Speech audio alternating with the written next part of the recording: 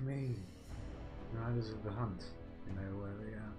How did you know where we'd find the Wild Hunt? Every Witcher who wears the viper around his neck knows the place. We had so many books and scrolls about the Hunt that I used to think our school was founded for the very purpose of solving the riddle of the spectral riders. Know who they are? You know the true identities of the riders? From what I understand, they're some damn elven race. But they turned out to be a big ruse. The legendary omen of war proved to be a fairground attraction. No Market Square mage could possibly conjure up a cavalcade of wraiths speeding across the sky. Then there's the amnesia. No, there's something more, I assure you. Go ahead, enlighten me. I can tell you want to. There are a lot of legends and myths about it, but the Wild Hunt is a fact. I've fought and killed many of its wraiths. They were spectral emanations, the avatars of real riders. The riders we ran into by the Hanged Man's Tree. Are you telling me you were carried off by elves? Real material sons of bitches like the ordinary kind we deal with in this world? They may be ordinary in their world, but they're strangers in ours. The conjunction of spheres. Know the theory? Do you know how monsters appeared in our world? There's not a Witcher who doesn't know that. So you know there are other spheres. The most powerful of our mages can open passages between these worlds, and they usually do that to summon the monsters we then have to hunt.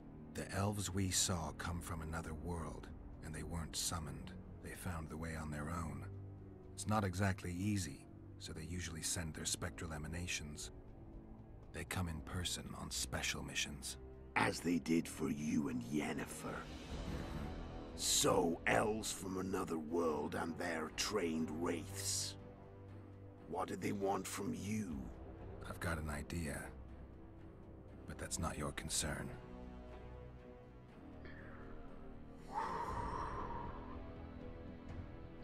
Why did you become an Imperial spy? How did a Witcher agree to kill humans at another human's bidding? At the Emperor's bidding, Geralt. And he's no ordinary human. The rulers of the North come up to about where his Pauline's end. Why? Simple. He promised to rebuild the School of the Viper, the Witcher's order where I came to be. Witcher's schools in the south fell into ruin long ago, and Witchers themselves became internal exiles, banned from entering most cities. Besides Seret and Ox, I know of 2 other Witchers of the School of the Viper who should be alive and on the path. I don't know where they are. Haven't seen them for years. Now they can come out of hiding. They can come home.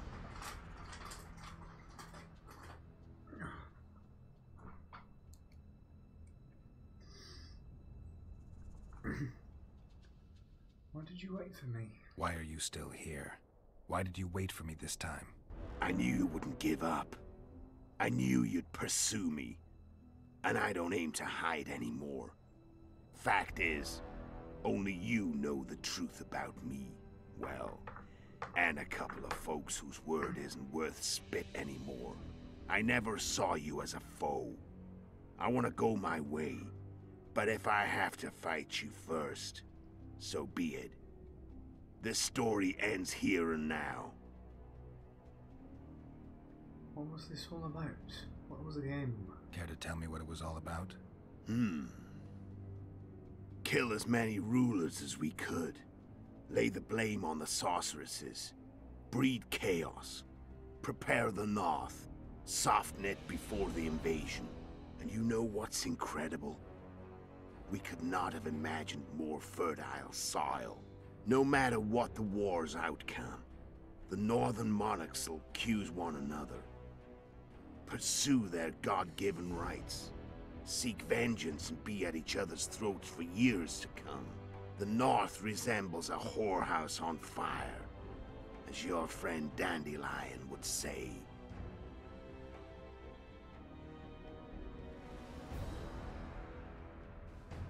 I need to know my old breacher. I'm still curious about the assassination.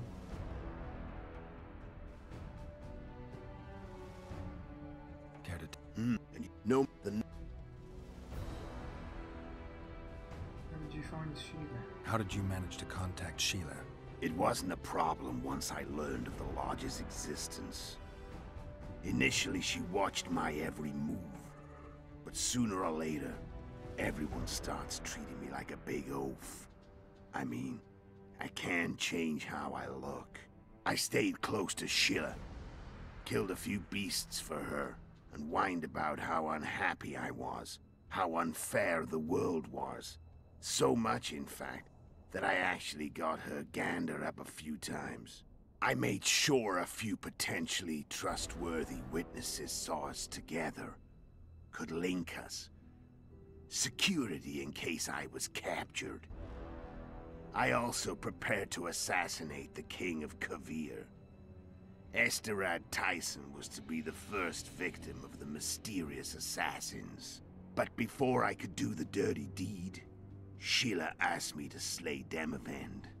The gods had smiled upon me. I couldn't believe my luck. Here I've been trying to figure out how to frame Sheila, and now all I needed was to carry out her orders and follow through. Fuck me. How do you learn about the Lodge? Where'd you get your information about the Lodge? From the Emperor and Vatir Dirido, the Emperor's chief spy. And I believe they got it out of Yennefer. She recovered her memory? Nah. I'd never claim she informed on her friends consciously. I expect they found a way to tap into her memory in spite of her amnesia, and without her knowing it. There was a sorcerer present when I was questioned. A young, proud intelligence officer. Whatever the case, they gave me a list of the sorceresses in the Lodge. Only Emir, Vatir, and I were present. Only we knew of the mission. How did you kill Demavend? How do you manage to slay Demavend? Sheila's magic. I mean, she could give us the king's every move. His habits, the positions of the palace guards, anything. All we had to do was navigate the labyrinth and land the final blow. Besides, she had plenty of gold for the preparations. Greased palms abundantly. It had all the makings of a cakewalk. But it's never that easy. We barely avoided our pursuers.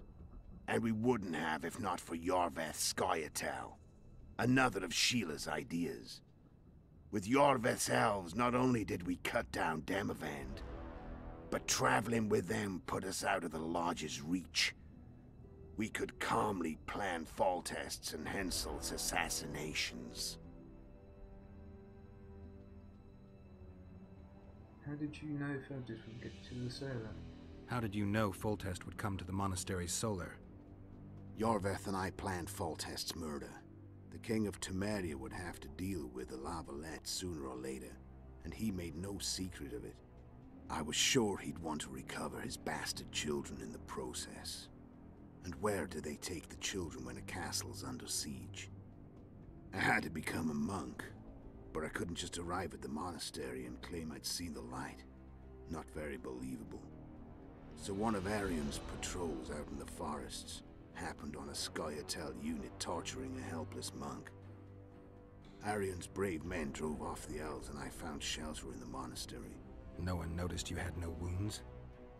I paid the monk who treated me a lot of orange to stay silent. Actually, it was only a loan, because I killed him later. Only the dead can keep a secret. Then all I had to do was wait for the situation to develop. When I saw you enter the chamber with Foltest, I thought I might fail. Luckily, you failed. To recognize an old friend. You wanted to take over Yorveth's unit. What was the idea? When did you decide to get rid of Yorveth? As soon as I realized I couldn't manipulate him. A true fox, that one. He was so observant, so dangerous. I got the sense he might see through me at any moment. You made a mistake. You were untouchable as long as the Scoia'tael were protecting you. Maybe, but with Yorveth, my hands were tied. If I'd finished off Kieran... But you didn't. And That allowed me to drive a wedge between you and Yorvith. I forced you to flee. And I let you live. You know I could have killed you. You're forgetting. No, I remember. Sheila came to Flotsam looking for you. So Sheila was looking for you when she came to Flotsam. Mm-hmm. She thought she was still in control and wanted to get rid of me. I'd bet my eyes that she thought I'd lost my mind, or that Yorvith was manipulating me. And the North descended deeper into chaos. Exactly. There was just one problem. You. I could have killed you in the Elven ruins. Thing is, you weren't really my enemy. You failed to slay Hansel. Shame you didn't take a shot at Henselt yourself. History might have taken a different turn. Maybe I would have killed him. Maybe you would have killed me. Who knows? But Henselt's death, although desirable, wasn't necessary anymore. The plan could go forward without it. Besides, somebody else got him. You know who? Come on. We both know. Yennefer and the Wild Hunt. Okay. Ladies and gentlemen, let's finish this. I'm done talking. Let's finish this. Want to fight? Any vodka left in that bottle? A swig apiece. Here.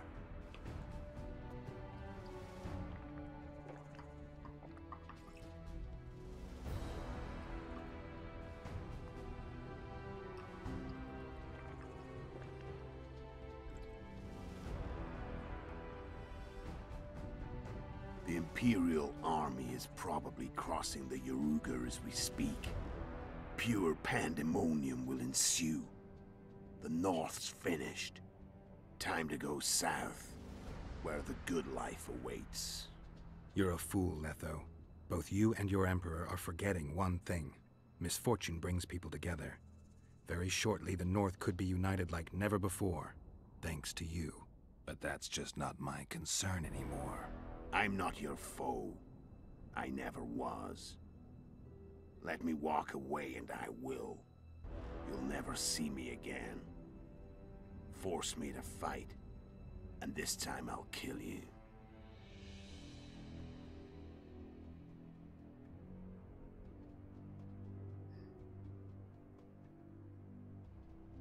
Go. I've learned all I wanted to know. I can feel the memories coming back. Your death won't change a thing. Go where you will. Just like that. No threats. No words of wisdom. You going or not? Farewell, Geralt. What was that wave? Geralt? Did you have a moment?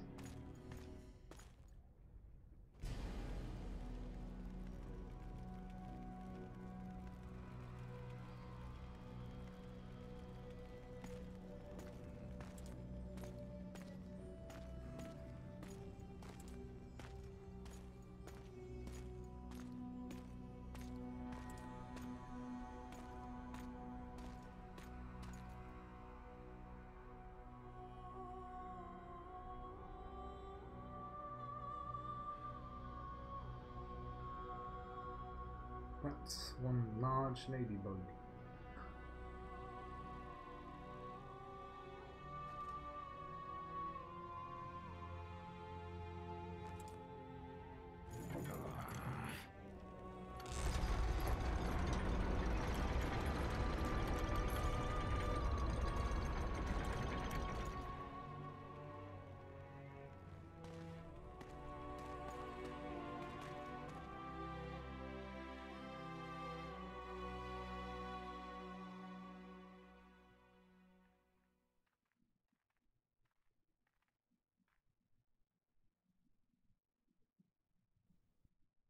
The Witcher had traveled far and wide in search of the Kingslayers.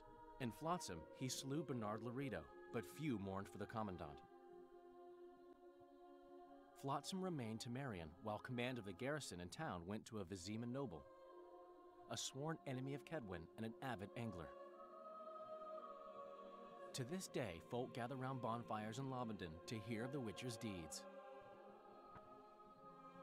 The Witcher witnessed a great Kedweni victory in Edirn. At Vergen, Henselt's army crushed Saskia the Dragonslayer's motley force, ending the springtime of races. Soldiers of the Unicorn swarmed over the Pontar Valley. As it had before, powerful Kedwen swallowed Upper Edirn whole. Yet subsequent events would render Henselt's triumph short-lived. After Foltest's death, Temeria's neighbors began to vie for the glittering prize that was the realm's throne. Yet the murders of first Demavend, then Henselt, forced them to look to their own problems. Temeria fell prey to its power-hungry barons. But Vernon Roche held a light of hope for the dying realm, and he tucked it away in a place safe and still to await better times.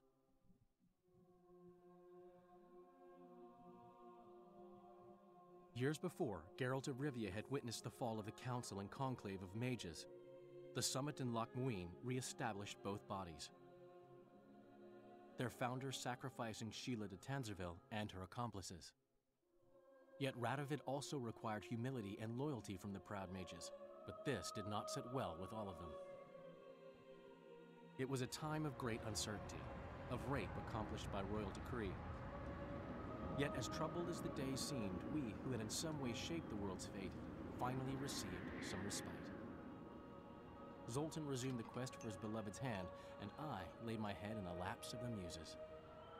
Who could have known this tempest which had ravaged the north was but a harbinger of darker days, and the preamble to an entirely new tale of Geralt of Rivia.